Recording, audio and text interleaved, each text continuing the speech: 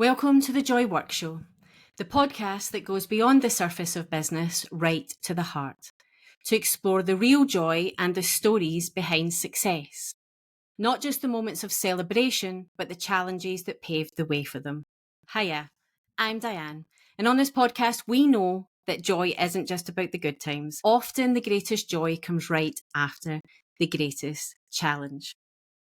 And today you have one of my solo episodes. And this one's going to be a little bit different. And I'm quite nervous at this precise moment in time, so we'll see how we go. But this week, my joy was well and truly knocked out of me by receiving an email. So in this solo episode, I'm going to talk about a foundational chapter, many chapters, in my journey, not just as a business owner, as a person with a 20 plus year career in direct sales, but also as a human being. So I received an email this week. By the time this comes out on Monday, it'll be last week. And it's from somebody that I'm on their email list. And within this email, they are talking about lead generation. And they are giving comparisons of jobs that people have when they are younger. And they go on to talk about the jobs that they had and jobs that friends had. And the person goes on to talk about companies in the area where they lived and worked. And one of the companies that they weren't particularly that nice about was actually a company that I used to work with. And not only did I used to work with, my dad was actually the managing director of that company. And they named the company in the email. And they spoke about how it was the worst option and that it was another level of bad, was I think the ways that it was described. This person hadn't actually worked there themselves, but that is how they chose to speak about it. Now, it brought up lots of things. Obviously, the first thing is like anger because it's your family and it just hurts. But I've been used to it. I've known people's opinions of it. So to give you a little bit of background, I'm from Scotland. We lived on a council estate in Cumbernauld. And my dad became a salesman when he was in his late 30s. I was probably about 6 or 7 at the time that he went to do that. He answered an ad in the back of a newspaper and he went and he did sales course and he became a sales rep for a business at that time. That decision and that process that he and my mum made at that time changed the trajectory of our life forever. My dad then became a self-made man. He made lots of money. He changed our lives. We moved to Cheshire when I was 9 and our whole life has changed. He's had successful businesses. He's now retired. He's had successes. He's had failures. He's went through crashes in the finance industry. He went through it all. But our life had massively changed from when I was younger. And he worked in the direct sales and industry. And I haven't wanted to fully talk about my time in the direct sales industry for the fear of being judged. And I remember about 3 months, and actually I'm physically shaking and nervous about doing this podcast. And I remember 3 months in to my business and speaking to a group of established online business owners. And I'm actually saying, but what did you do? What did you actually do? And what I actually did, amongst many things, I worked in customer service, customer experience. I ran call send centers, and I worked within the marketing sphere within these businesses. And these businesses all started on cold calling, call send centers. Actually, they started in the 80s with telephone books and telecan rooms. Is what they started from. And it has all sorts of negative connotations. And you might now be sitting judging me the way that I dread that you are. But everybody has their own path and everybody has the way that they get into business. And getting into this business changed my family's life. But not only that, it changed families' life up and down the country. It brought opportunities and money at a time that there wasn't a lot of opportunities to be had. And it was in that 80s and 90s boom that all of these things happened. It was the windows, the kitchens, and now you're talking about those things still exist, as well as direct sales moving into solar panels and home improvements and those types of things within the UK. And that's the companies that I worked with. And it was cold calling. And within this email, that is the bit that this person was calling out, was the cold calling, how awful was.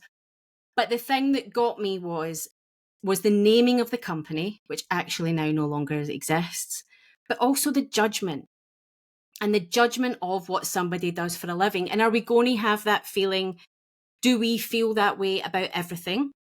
When I tell people that I'm a coach, people have negative connotations with that. There has been life coaches on this podcast. They feel there's negative connotations for that. When you say you have an online business, people roll their eyes and think you're just playing at it. At what point do we stop judging what people do for a living unless it is truly hurting people?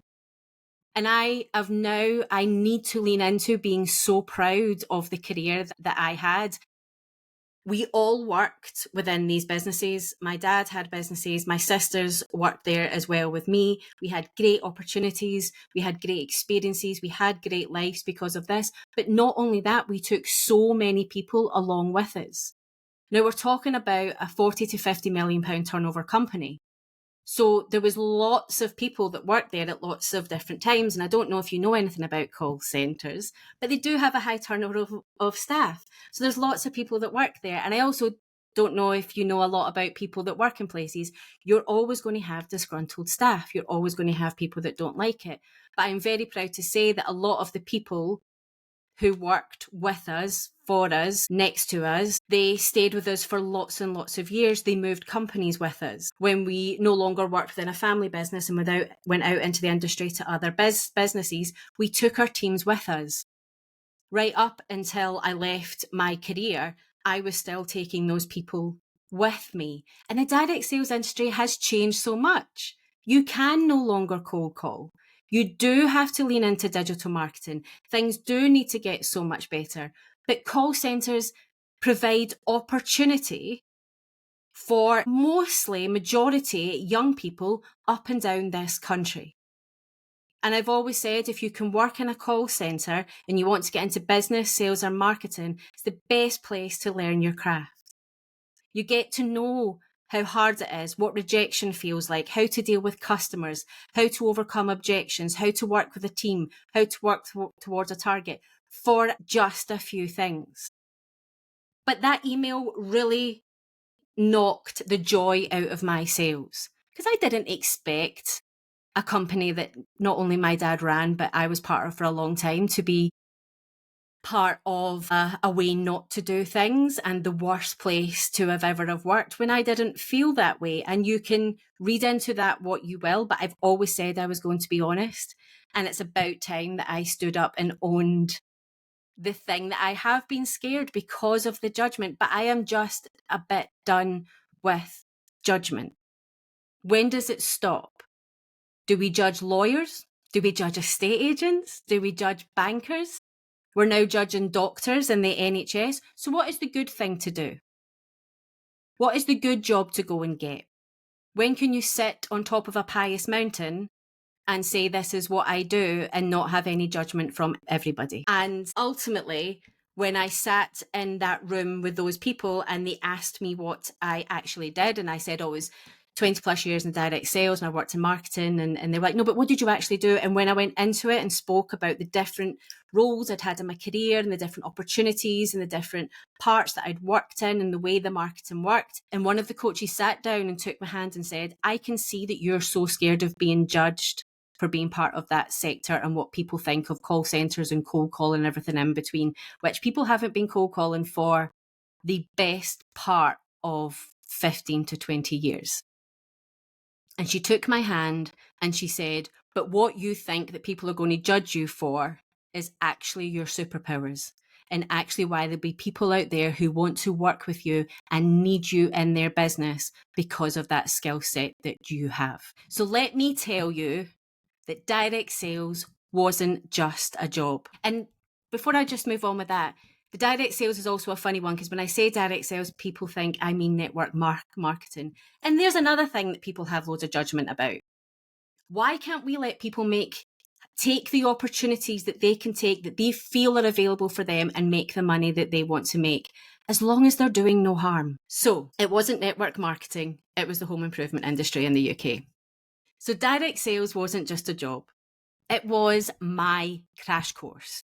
It was a 20 plus year crash course in business, strategy, and mindset. I learned lessons that I still use and it still guide me every single day. And there's still ways that I work with my clients, and there's still things that I bring in. And actually, my knowledge of sales and marketing, my knowledge of how to sell, the reason I'm not scared to sell, the reason I'm not scared to show up, is all because of the industry that I worked in.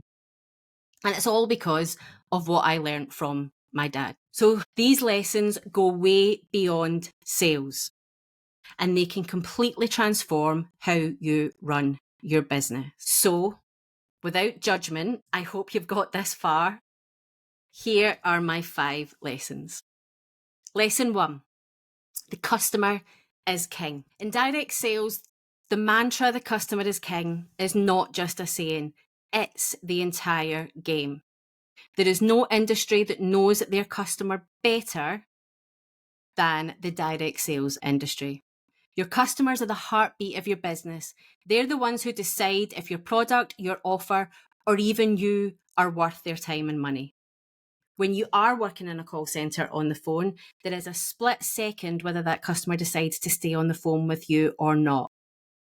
And I learned quickly that the key to thriving wasn't just having a great product, but it was about creating an incredible customer experience. Your customer is a customer as soon as they become anything within your business, as soon as they see your business, as soon as they stumble upon your website, as soon as they phone your business, as soon as they step inside your shop, as soon as they look at your Instagram page, that your customer is experiencing your business. And it's about listening to what they need, delivering more than they expect, and making them feel valued. Because here's the truth. A happy customer isn't just a one-time buyer. They're the best marketing tool that you will ever have. They'll buy your product and they'll leave you a review. They'll rave about you. They'll refer you to your friends. They'll speak about you in the pub. And if you give that great an experience, they will stick with you. You need to treat every customer like they're your most important one, because honestly, they are. And when you're working in a call centre, for however many hours the email said that people were working in the call centre for, you have to speak to your first customer. You have to speak to your last customer of the day the way you speak to your first. That customer cannot know whether you're having a good day, bad day, indifferent day, or anything in between. They deserve your best. And that is how you need to treat every single customer. Lesson 2, follow-up is everything. People often don't buy the first time you talk to them, the first time they download something, the first time they come across your business. And that's absolutely okay. They're busy. They need to think it over, or maybe they just forget. Maybe life just gets in the way. And that's where the follow-up comes in. In my direct sales days, I learned that a good follow-up wasn't pushy. It was about being helpful and present. A simple message like, hey, I just wanted to check in how you're feeling about product or service could turn into a maybe later, into a yes, let's do it. And let's face it, even turn into a no, a never, because then you know you're not chasing that lead. Here's the key. Have a system, whether it's a spreadsheet, a CRM, notes on a wall, cards that go across one of those card holders, doesn't matter. Make follow-up a habit. It's the bridge between interest and action. Lesson 3, rejection is part of the game. If you're scared of hearing the word no, I'm going to be a little bit honest. Business is going to be really, really rough. In direct sales, as you can imagine, Rejection was a daily occurrence. Phones were slammed down on us more than you can ever imagine. But even when, at the times when I moved into business to business, even when I did other things, there was still the no's. There is the millions of stories, the most successful people, and how many times that they were said no. There's the Walt Disney story that was told he wasn't creative.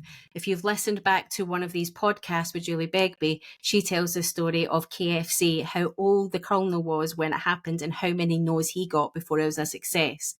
The owner of Canva was at getting investment level and she was going to investment angels and she had over 100 no's before somebody said yes, and she already had the success to show them. And look at how many people use Canva now.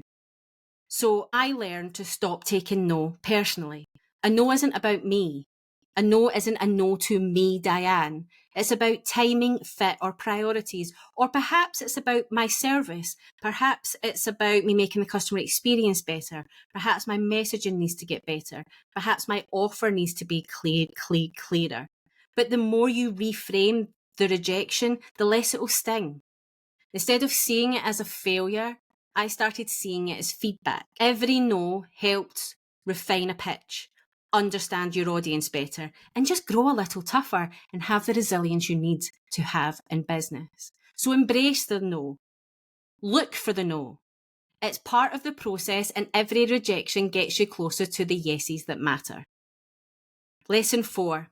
Your business will rise or fall on recruitment. I was told that every business, no matter what it is a recruitment business. So this lesson is massive. Your business is only as strong as the people in it. In direct sales, recruitment wasn't just about finding people, but it was about finding the right people. Not everybody will work in a call centre. Not everybody wants to be a sales rep. As we now know, not everybody would want to work in that industry. And think about the back office staff you would need for that size of business as well. So it's about finding the right people at every level of the business. You want people who share the vision, the drive, and the values that built a thriving team. And please trust me when I say, no matter what was said about those businesses, there were thriving teams that stayed there year upon year upon year. There was successes won together. There was losses cried about together. There was families built there. There was people who were part of my team who came to me as 17-year-olds with kind of no hope, who are now running businesses of their own, who are now married with families, who learned to drive and get their first car because of the career that they were building within the businesses that I was in. There's people who have had wild dreams seen because they worked in those businesses, as there would be in other businesses too. But I quickly learned that bringing someone into your team isn't just about filling a spot. It is about creating a culture. And that's what I believed in. That's what I built within my teams. A strong team can take your business to new heights, while the wrong fit can drag everything down. And a culture is a feeling. A culture isn't a pool table, a telly on the wall, loads of breaks. A culture is people feeling seen, heard, and looked after. And no matter the businesses that I worked in, whatever culture the rest of the business wanted to do, I always made sure that my culture was as good as I could make it to be. So if you're in a position where you're building a team as part of your business, take your time. Look for people who are committed, coachable, and aligned with your mission. Listen to them, hear them, appreciate them, because it can make all of the difference. And lesson 5, consistency builds. This is the cornerstone of everything I learned in direct sales. Consistency is your secret to matter what you do. I remember one of my friends saying to me at the height of kind of my career in direct sales, I was earning very good money. I was also working all of the hours. I was always answering the phone. I was on my phone 24/7. And she said, it always seems so exciting. And I was like, it isn't. It's Groundhog Day. It is complete Groundhog Day, and the consistency is so important. And no matter what we were doing within the business, we started from scratch. From a sales and marketing point of view, you started from scratch every single day. You were getting that result. There was no carry from the day over. The result was on the day and what you could create on the day. And you had to show up for your team, for your customers. You had to make sure you were doing the same things every single time. We had to make sure there was continuity and all the calls were of the same level and that everybody was on the same page. And consistency was what built the trust. Consistency was what built the trust between us and our customers, us and our teams, us and our management above us. It told people that I'm here and you can count on me. It was the same if customers phoned in. They could always get hold of somebody. They could always speak to us. The staff could always see you there with them, working the long hours, doing the things. There was never, ever something I asked my staff to do that I wasn't willing to do with them. And the same goes for your business. Consistency in your messaging, your follow-ups, your delivery. Are you where you say you're going to be? Do you do what you say you are going to do? And reliability, that's what builds long-term relationships and loyalty.